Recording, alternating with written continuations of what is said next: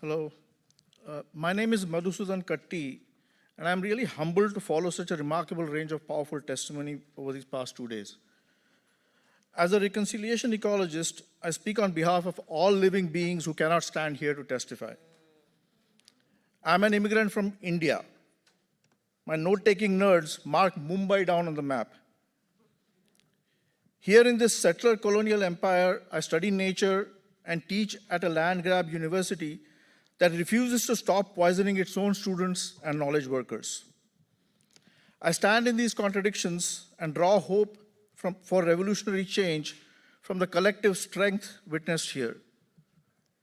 To paraphrase Bell Hooks, the system we resist is a colonial, capitalist, white supremacist, and Brahmin supremacist cis-hetero patriarchy.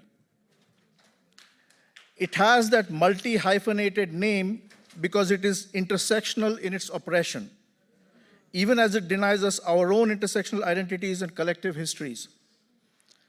Global in its violence, this hyphenated hydra seeks to enrich a handful at the expense of all life on this planet, even as it corrals us within artificial national boundaries that it deems open only to capital. From Gaza to Kashmir to Los Angeles, this empire of many faces strains violently to keep its hold on power.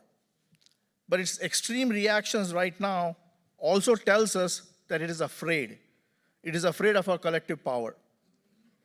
To beat this hydra, we need a revolution that is also multi-hyphenated, that draws strength from the intersections of diverse lifeways, that is rooted in our kinship with one another and celebrates our differences, that refuses to collapse our beautiful rainbow into a monotone of passive consumers obeying their rules as they drive us off the cliff into some AI fantasy of escape to an inhospitable Mars after destroying the only living planet we actually know.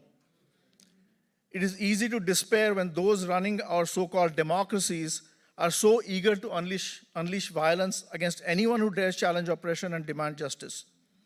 They tell us not to trust our own eyes and ears and hearts, even as they invent machines to hallucinate an alternative reality. Do not let them control the narrative. Look around this room.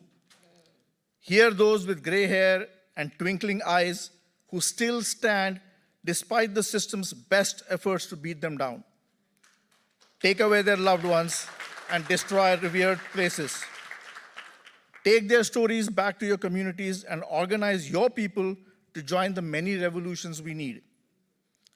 The future must be built on love and justice, truth and reconciliation.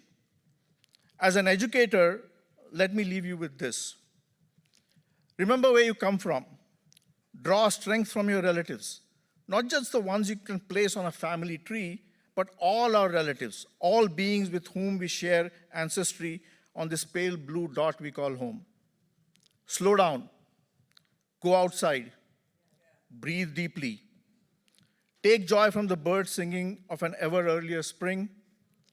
Hug the trees that have seen it all and endured. Know that nature is not about brutal conflict, not red in tooth and claw for individual survival, but it's a collaborative struggle to assert the beauty, exuberance, and resilience of life in an indifferent universe. Remember, we are part of this much larger community of life.